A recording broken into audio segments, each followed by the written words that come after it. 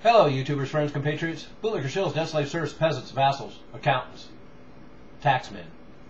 I'm a useful idiot, and today I would like to talk about tax shelters and tax havens globally, because some information came out several weeks ago that the very, very wealthy squirreled away $21 to $32 trillion in offshore accounts and tax shelters and tax havens. And this is quite a increase. In 2002 there was apparently only $10 trillion. So the amount of money that's squirreled away in tax shelters over the last 10 years has doubled and tripled. And that says that the whole real estate bubble was very good to them, as well as the deregulatory period, as well as the wars, and then of course the huge transfer of wealth from the middle class and the poor to the very wealthy through bailouts and subsidies. So it's no surprise that the amount of money that's now offshore has doubled and tripled in a very short amount of time. And what this has done is removed $250 to $300 billion a year in lost tax revenue just in the United States. So we're talking about a substantial amount of money that could go a long way in helping governments around the globe. But I'm going to get to that later, because that's going to be my big picture. So let me get back to the gruesome details. Of course, we have 80 tax haven sites around the globe, and I used to assume that it was only Swiss bank accounts and the Cayman Islands and Bermuda, but apparently there are 80 tax haven sites around the world, all over the Caribbean, Europe, and all over Asia, and even includes places like Latvia, Malta, and U.S. Samoa. And they call the system international private banking. Rather bland title for something so actually very interesting. And of course the top 50 private banks in the world are involved in this scheme in helping all their wealthy clients. And then of course we also have giant accounting firms and giant law firms who are also involved in this process. And they're not only involved with the banks to facilitate these squirreling away of this money into offshore tax accounts, but of course these accounting firms and law firms are also involved in doing that for themselves. They're generating huge profits, they're helping their wealthy clients, and they're quite wealthy themselves, so of course they're going to take advantage of the same system. And we also have the top 50 private banks in the world who manage $82 trillion in trusts, foundations, shelters, and shell companies.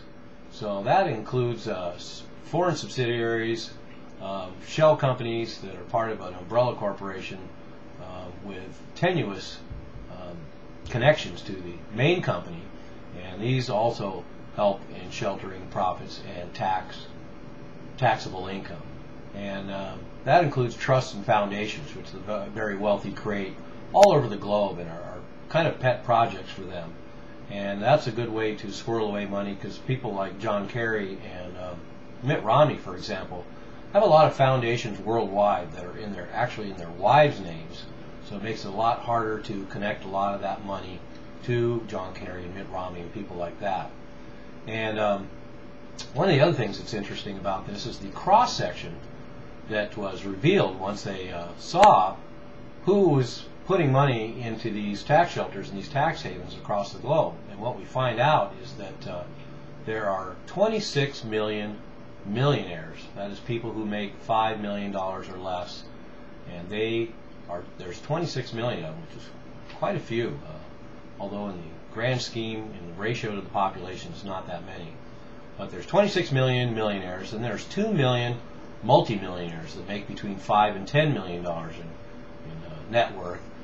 And then we have 1 million multimillionaires who make from 10 to 100 million in net worth. And then we get to the real juicy bottom line, and that is 30,000 people who have $100 million or more squirreled away in offshore accounts. And of course that is the group that Mitt Romney is in. So we have 30,000 people that have $100 million or more, and they squirrel away in the offshore accounts. And in these offshore accounts we have 82% of the world's wealth, and it is controlled by 0.014% of the population. So let me repeat that. It's a pretty staggering ratio. 82% of the world's wealth squirreled away in offshore accounts and is held by 0.014% of the population. And these are all the same wealthy people that benefited from all these government programs over these last few years, and all these bailouts and all these subsidies and all the benefits that they still get from the Federal Reserve, and a lot of deregulation as well. And so now I want to get to the bottom line. The bottom line is that the top 1% now control 61% of all the wealth in the world. 82% of all the wealth in the world is held in offshore accounts by 0.014% of the population. They are withdrawing hundreds of billions of dollars in taxable revenue out of the coffers of governments around the globe. And this is where we get to my bottom line. These wealthy people have declared a class war already. I know the accusations are that the 99%, the Occupy movement, the rabble, the mob, the poor, the middle class are all the ones stirring up claims of class war, and the media fuels this distortion. But the fact is the wealthy have already declared war on the rest of us. Because what this shows us, what these tax shelters and what all these tax havens show us, is that the rich have squirreled away $21 to $32 trillion in offshore accounts. 90% of it is tax-free. They do not want to contribute to the tax base of the United States. They don't want to contribute to the tax base of the Eurozone. They don't want to contribute to the tax base for the entire globe. They are part of their own system. And what this shows is they have no allegiance to their countries.